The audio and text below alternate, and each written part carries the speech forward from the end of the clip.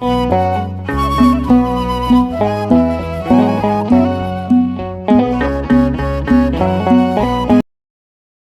ኢየሱስ መጥቶ ስለ ሁላችን እንደሚታረድና ያ ደም ደግሞ በልባችን ላይ እንደሚረጭ ስለዚህም ከሞት ደግሞ የምናመልጠው በዛ ደም እንደሆነ የሚያሳይ ነው። ነውር የሌለበት እነሆ የዓለምን ኃጢአት የሚያስወግድ የእግዚአብሔር በግ ተብሎ የለ ጌታችን ኢየሱስ እና ለእሱ ምሳሌ ነበረ። ነውር የሌለበት ከኃጢአት ሁሉ የተለየ ከሰማያት ከፍ ከፍ ያለ እንዲህ ያለ መስዋዕት ሊቀ ካህናት ብቻ ሳይሆን መስዋዕት የሚያስፈልገን ነበርና ጌታችን ኢየሱስ ስለ ሁላችን በመስቀል ላይ መስዋዕት ይሆናል። ስለዛ እውነተኛው የፋሲካው በግ ማን ነው? ክርስቶስ ነው።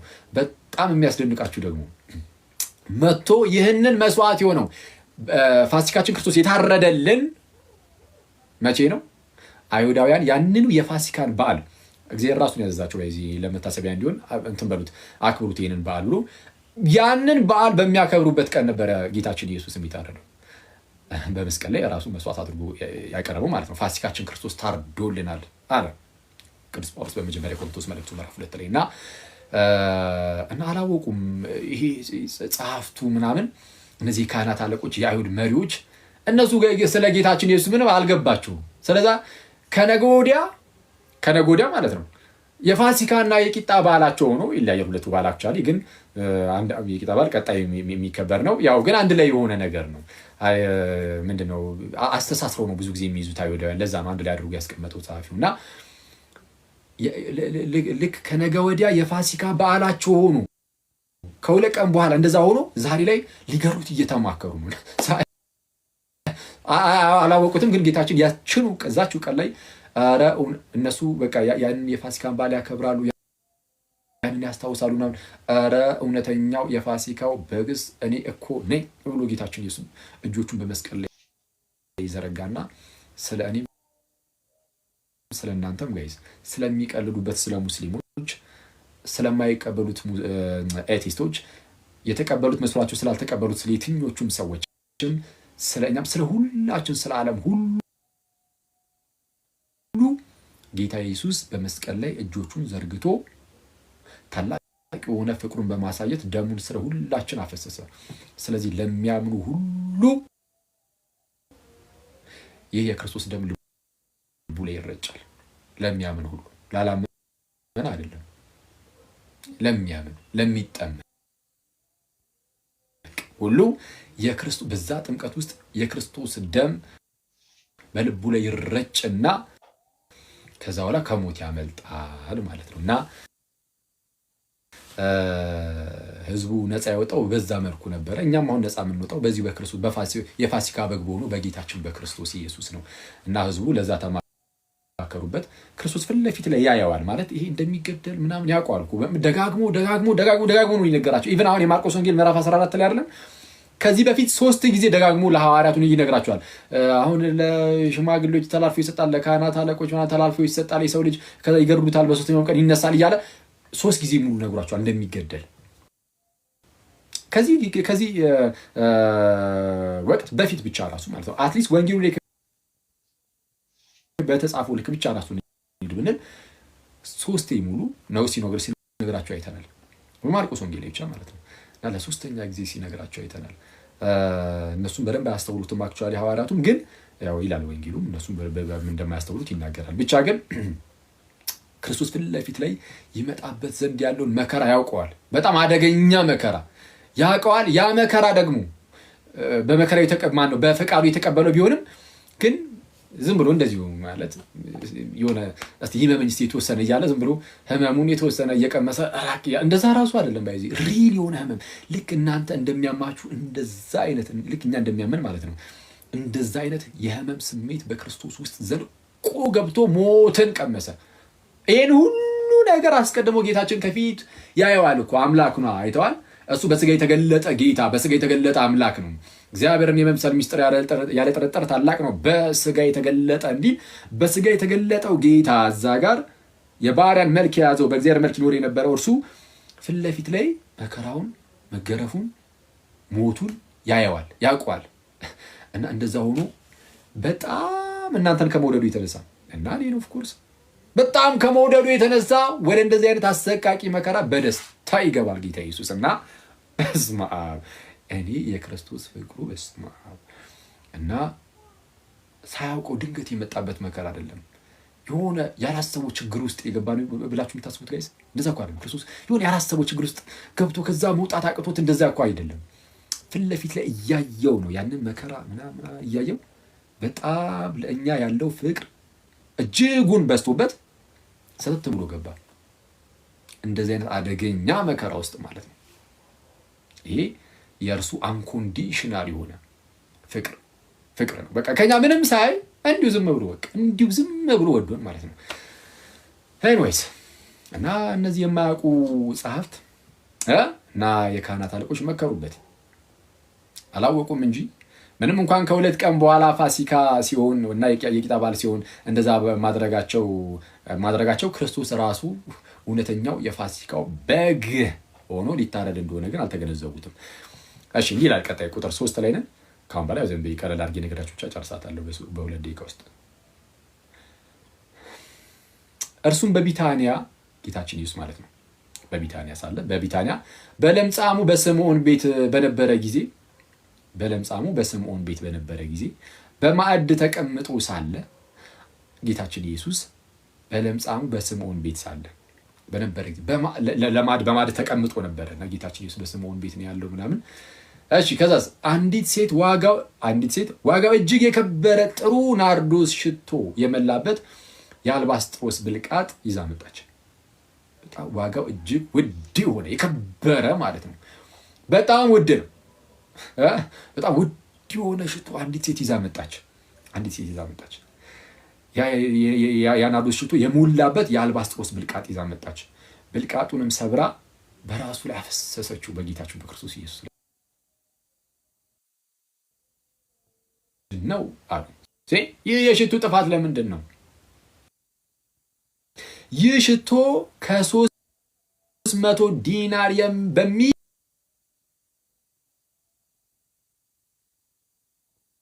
ዋጋ ተሽጦ ለድሆች ሊሰጥ ይችል ነበርና ብለው በራሳቸው ይቆጡ ነበር።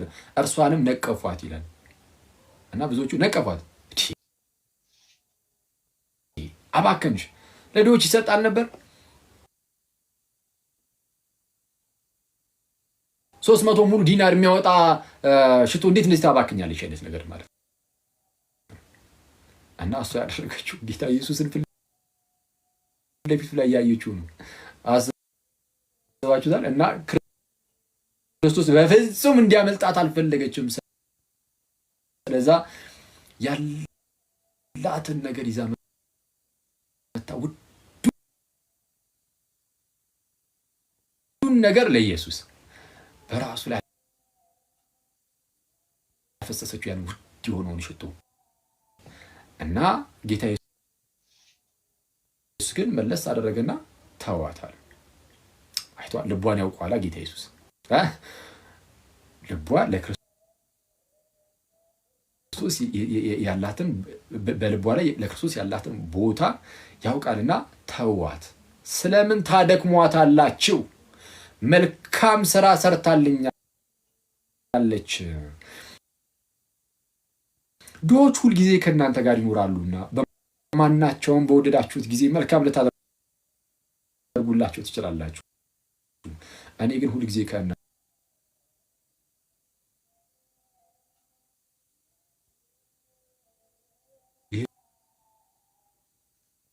ይህች ሴት በጣም ለሁላችን ትልቅ ምሳሌ መሆን የምትችል ሰው ናት፣ ሴት ናት። ምንድነው እሷ ጋር ያለው ውዱን ነገር በቃ እሷ አሁን እያደረገች ያለችው ፍቅሯን እየገለጸች ነው። ራይት በቃ ፍቅሯን የመጨረሻ ለክርስቶስ ያላትን ፍቅር በምን ገለጸች? ድግ አድርጋ መታ ያን ውድ የሆነውን ሽቶ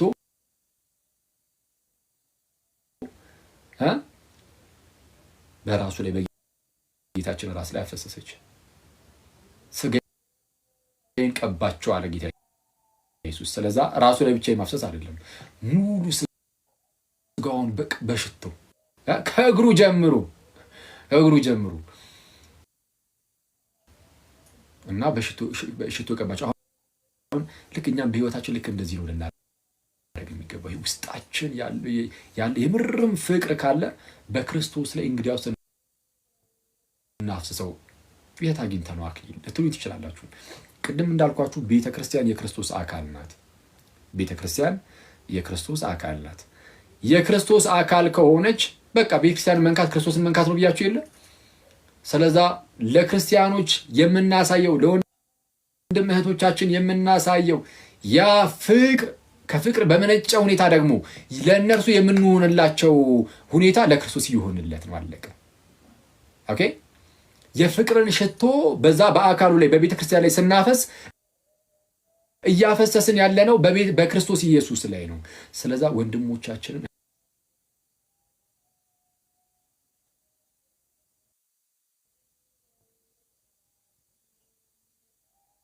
ሁሉ ጊዜ አብሮ የሚነገር ነገር ነው ያላት እቺ ሴት።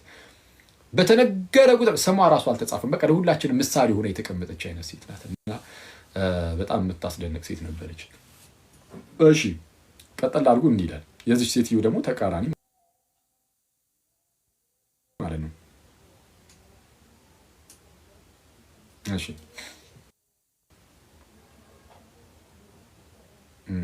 አንድ ሰው ምን ብሎ ኮሜንት አደረገልኝ?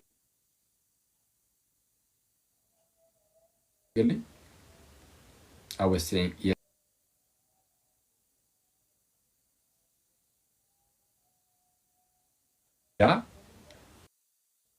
አሳልፎ ሊሰጠው ጌታችንና መድኃኒታችን ኢየሱስ ክርስቶስን ወደ ካህናት አለቆች ሄደ። የአስቆሮቱ የሆነው ይሁዳ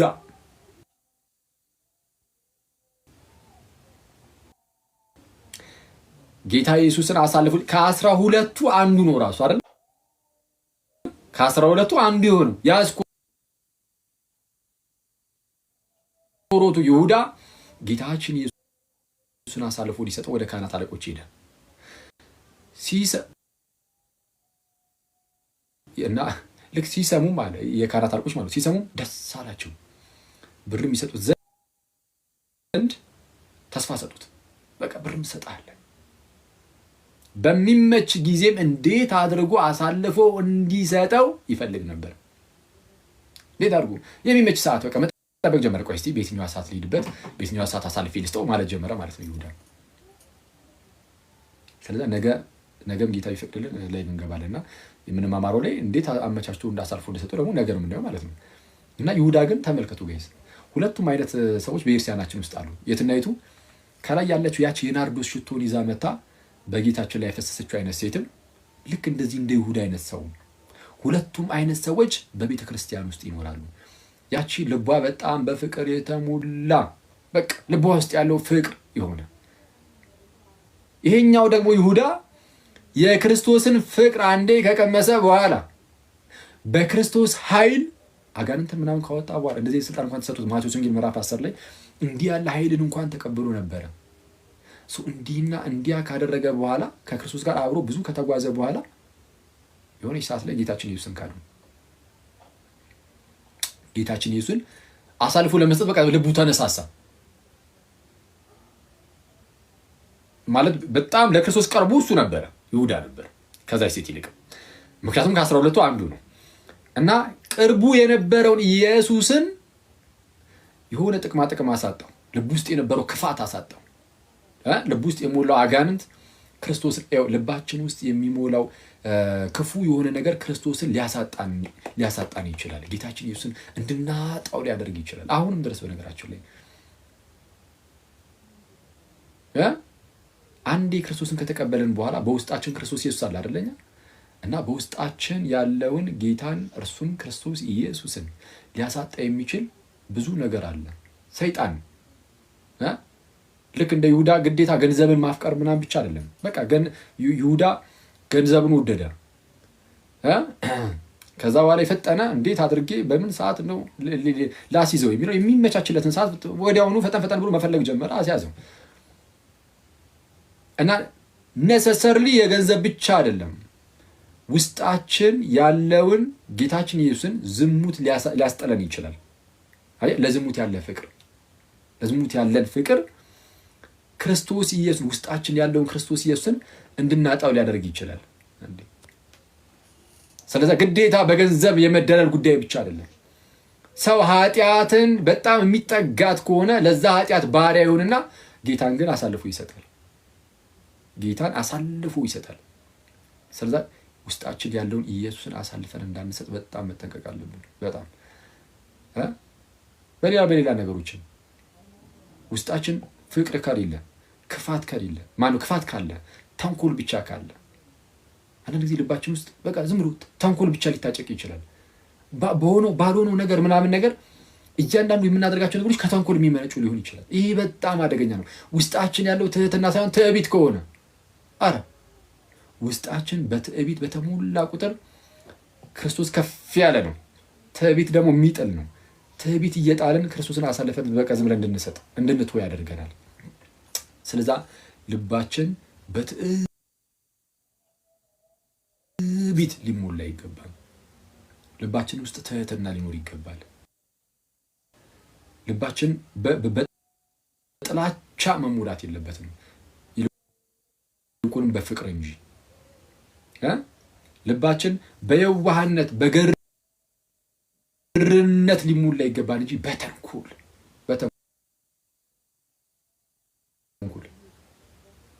ሊሞላ ይገባል።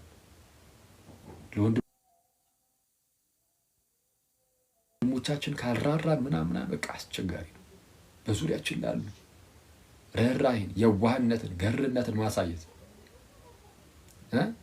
በተለያየ በዕለት ተዕለት ህይወታችን ውስጥ ማለት ነው። ከዛ በኋላ በእኛ ውስጥ ያንን የዋህነት፣ ገርነት፣ ትህትና ምናምን አይተው ሰዎች ክርስቶስን እንዲያዩ ማለት ነው። ክርስቶስን በእኛ ውስጥ ማየት ጭራሽ የማይቻል ከሆነ ምናልባት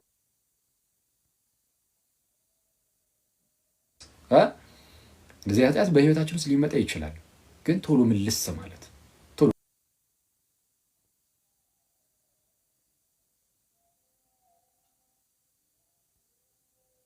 ግን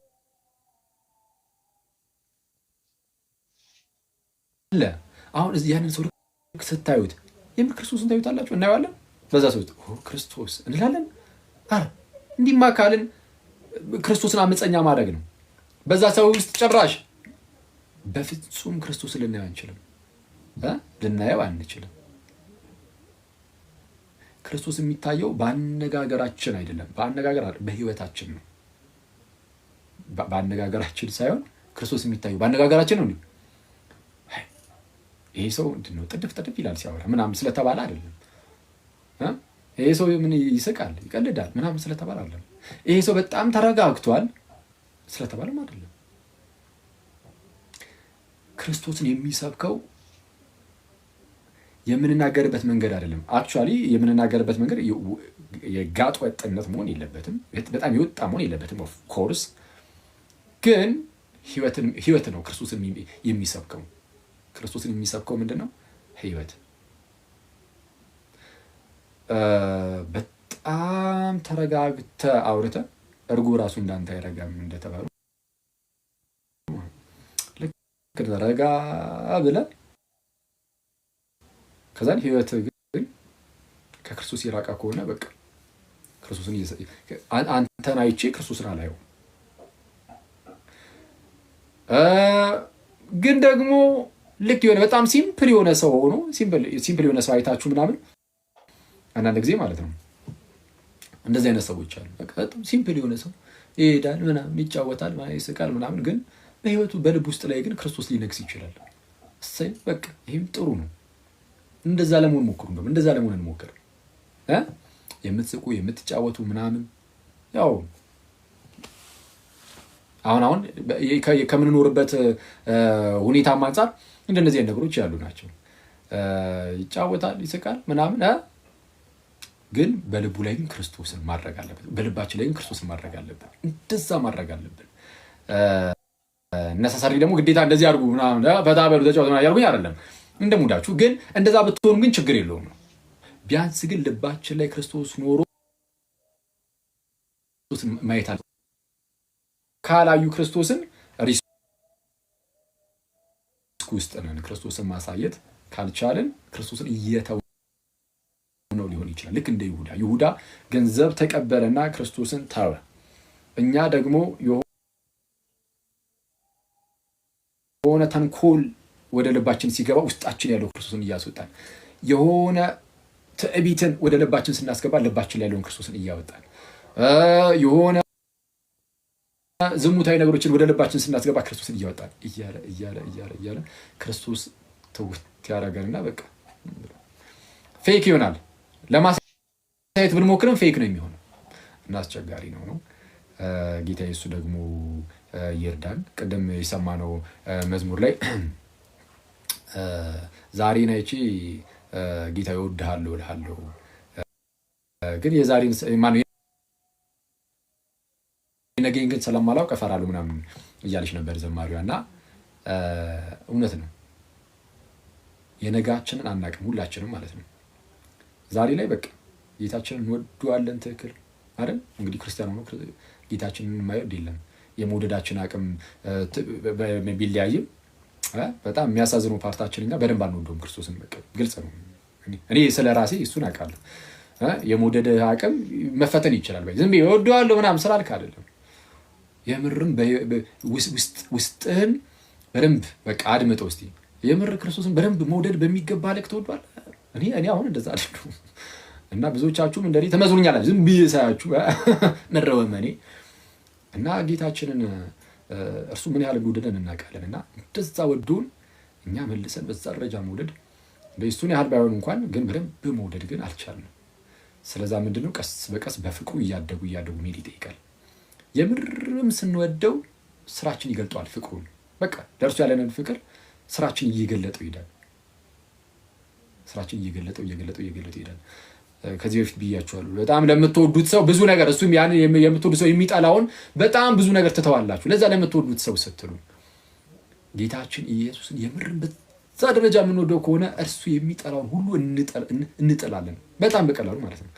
ግን ያው የለም በአንዴ እንደዚህ አይነት ፍቅር ላይ አንደርስም። ስለዛ ቀስ በቀስ የጌታችን ኢየሱስ ክርስቶስ ፍቅር እርሱን መውደዱ በመንፈሱ በኩል ነው በልባችን የሚፈሰው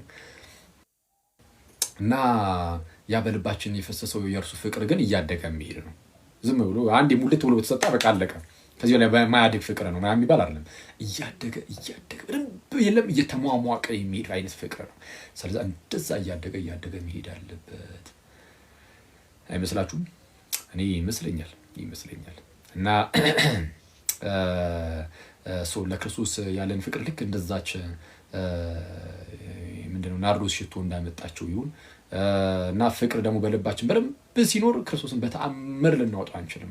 ይሁዳ በልቡ ክፋት ስላለ ነው ጌታችንን አሳልፎ የሰጠው።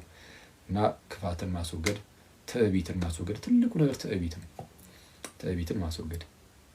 በአንድም በሌላም በትዕቢት ልንፈተን እንችላለን። ስለዚህ ቶሎ ብሎ ምልስ ማለት ትዕቢት ልክ ሲፈትን አባቶችን ማየት የኤርሲያን አባቶቻችን ሄዶ ማየት። በምንም ነገር ልተበት አትችልም። ከዛ በቅድስና ትተብታል። አባቶችን አይተህ ከየት ያመጣውን ቅድስና? በስመ አብ ማለት የኑሮ ቅድስና የህይወት ቅድስና ማለት ነው። የለም ስለዚህ ልክ እነሱን ስታይ አፍን ዘግተህ ጸጥ ብለህ ትቀመጣታለህ። በእውቀት ልተብት ያምርሃል። እስቲ የአባቶችን ሂድና እስቲ ቅዱስ አትናቴዎስ በ19 ዓመቱ ነው ኦን ዘ ኢንካርኔሽንን የጻፈው በእንተ ተሰጎተ ቃልን። እሱ አትረዳውም እንደውም አንረዳውም ትላለህ። እና ስለዛ በደንብ ሀምብል ያደርጉሃል። በቃ የኤርሲያን አባቶች የሆነ በምንም ነገር ልተበት አትችልም፣ በምንም ነገር። ስለዛ ሁሉ ጊዜ ቢሆን ትሁት መሆን በጣም በብዙ ነገር እንደምንወድቅም ደግሞ ማስታወስ። እንወድቃለን እኮ ሁሌ እንደወደቅን አይደል? በቃ ግን የሚያነሳን ግን እግዚአብሔር ነው። ስለዛ ሁሌም ቢሆን ትምክህታችንን እግዚአብሔርን እያደረጉ በእግዚአብሔር ብቻ ተስፋ ማድረግ። ስለዛ የነጋችንን አናውቅም፣ ቅድም እንዳልኳችሁ በእግዚአብሔር ላይ ግን ተስፋ አለን። ስለዛ የማይጥለን እግዚአብሔርን ብቻ ተስፋ ካደረግንና በእርሱ ብቻ ላይ ትምክህታችን እርሱ ብቻ ከሆነ የክርስቶስ መስቀል ብቻ ከሆነ ልክ ቅዱስ ጳውሎስ እንደሚናገረው ነው። ከክርስቶስ መስቀል በቀር ከእኔ ሌላ ትምክህት ይራቅ ብሎ እንደተናገረ ትምክህታችን የጌታ መስቀሉ ብቻ ከሆነ ክርስቶስ ኢየሱስ ብቻ ከሆነ እንግዲያውስ አንወድቅም። አንወድቅም። ክርስቶስ አይጠለንም። ግን በእርሱ ላይ እንመካ። በራሳችን መመካ ስንጀምር ነው ሁሌ የምንወድቀው። በራሳችን አንመካ። የሚመካ በማን ይመካ? ሰው በእግዚአብሔር ይመካ። በእግዚአብሔር ይመካ። እንደዛ ነው። እናንተ ሰዎች ከ42 ሆነ 3 ከ42 እሺ አሉን ከ12 ነው። ዛሬ በጣም አደገኛ ኳስ አለ ሲሉ ነበረ እና ላቀሳሰር ነበር በህማማቱ ምናምን። እሺ አቀሳሰርኩ ማለት ነው። እሺ ስቀልድ ነው እንግዲህ። ዋናው ነገር እንግዲህ ይሄ ነው። ይሄንን ይመስላል። ነገ ጌታችን ቢረዳንና ቢፈቅድልን ምን እናደርጋለን? ሐሙስ ነው ደግሞ ሐሙስ ከመሆኑ አንጻር ደግሞ ከዚህ ቀጥሎ አሁን ይሄ ወንጌል ክፍል እስከ ቁጥር 11 አንብበን የለ ከዛ በኋላ ያለው ደግሞ ነገ የሚነበቡ ናቸው። ነገ ደግሞ እነሱን እናነባለን። ከዛን አርብ የስቅለቱን መማማር አለብን ጋይዝ። አርብ ያሰብኩት የጌታችን ኢየሱስን እሺ በቃ አሁን ጨርሻለሁ።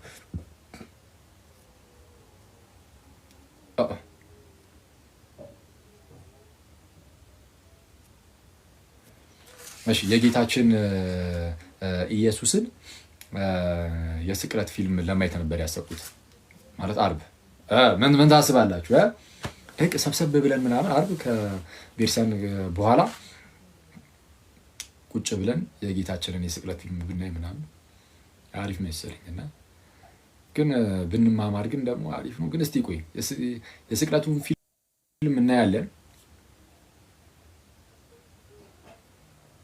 ስቅለት ላይ እንዴት ነው? ቆይ እስቲ ስቅለቱ ላይ ብንማማር በጣም ደስ ይለኛል። አንዳንድ ሰዎች ታውቃላችሁ አይደል? በጣም በድፍረት ኢየሱስ አልተሰቀለም የሚሉ ሰዎች እኮ አሉ። ኢየሱስ አልተሰቀለም የሚሉ ሰዎች አሉ።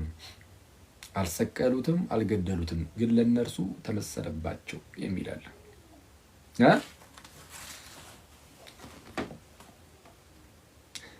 ወይስ ነገ ስቅለቱን እንማማር እንዴ?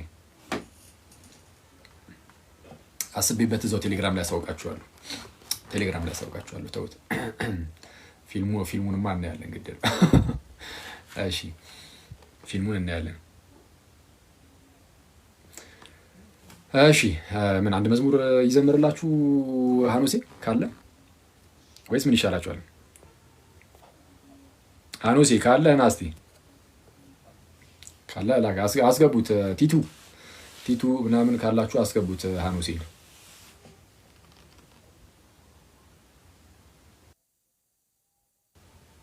ኦኬ ተው አግኝቼዋለሁ እኔ።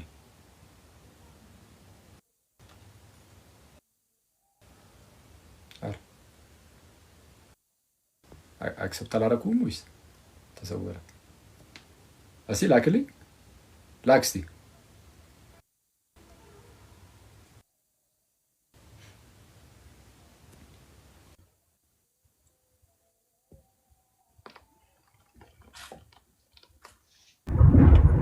አኬ እንኳን ደረሰ።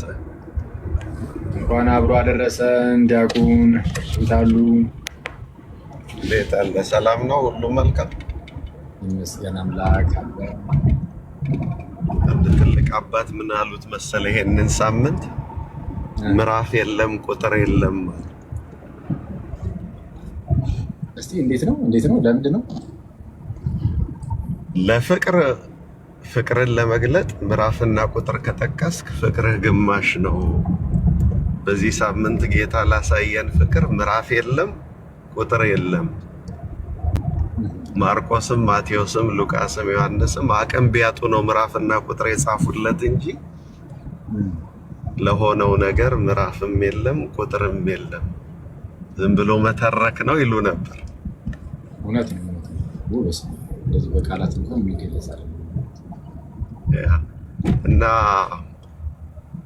ከምታወዛግበን እኔ ፕሮግራም ልምረጥ። ሐሙስ ስጋው ደሙና መዝሙር ነበረ የተደረገው በጌታ ሐሙስ እሱን ብንማር ከነትህትናው ከነጥበቱ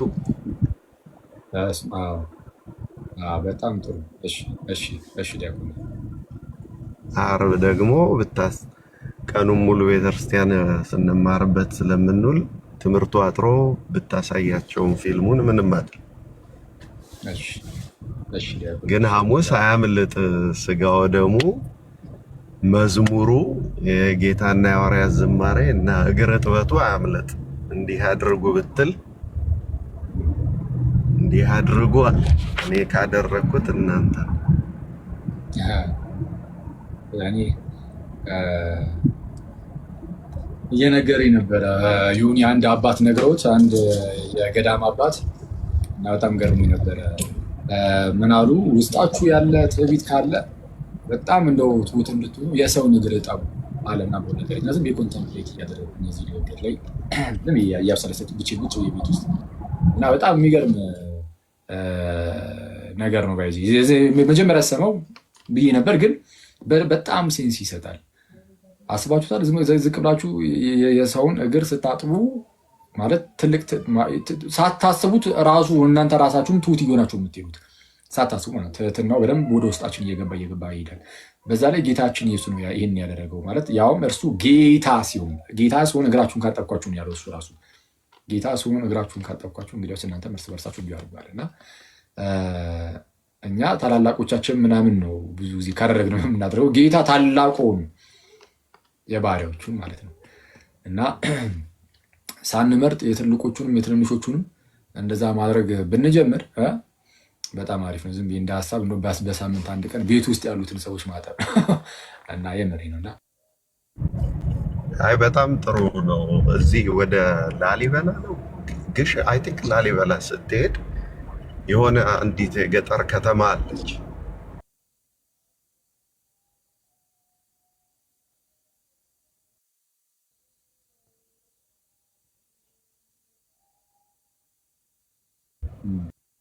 አራት አምስት ባስ ያስቆሙና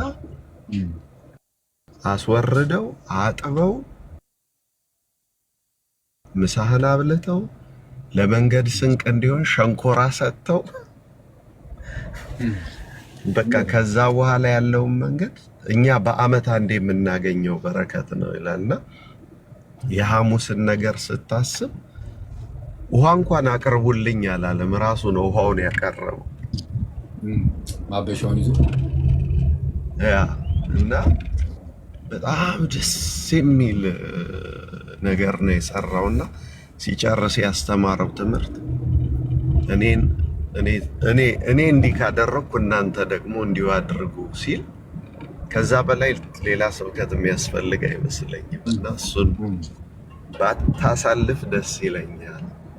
እዚህ ላስት 2 ዓመት በፊት አንድ አባት መጡና የሆነ ወንድም ግራጁዌሽን ላይ ልጁ በጣም የምናከብረው የምንወደው አገልጋይ ነው እና ሁሉም ሰው ተነስቶ እግዚአብሔር ይስጥ እንኳን አደረገልህ ምናምን ብለው መረቁትና እኛ አባት በጣም ኃይለኛ የጥንት አባት ናቸው እና ተነሱና የእሳቸው ተራ ሲደርስ ና አሉትና ተንበርከካሉት። አዳራሽ ሙሉ ሰው ነው ያለው። እንግዲህ በሰው ፊት አንበረከኩትና 3 ጊዜ በኩርኩም 2 ጊዜ በቁንጥጫ ያረጉና ወደፊት እንዳተበት ይሄ ቀብዲ ነው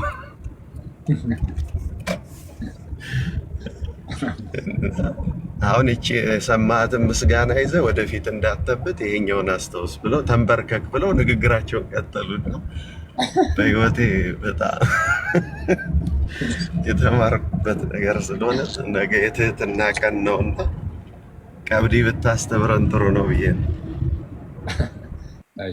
እሺ ዲያቆኔ በቃ እንሄድበታለን። እግዚአብሔር ይርዳል። ኦኬ ሃኖሲ ሰላም ላንተ ይሁን። እንኳን ደህና መጣ።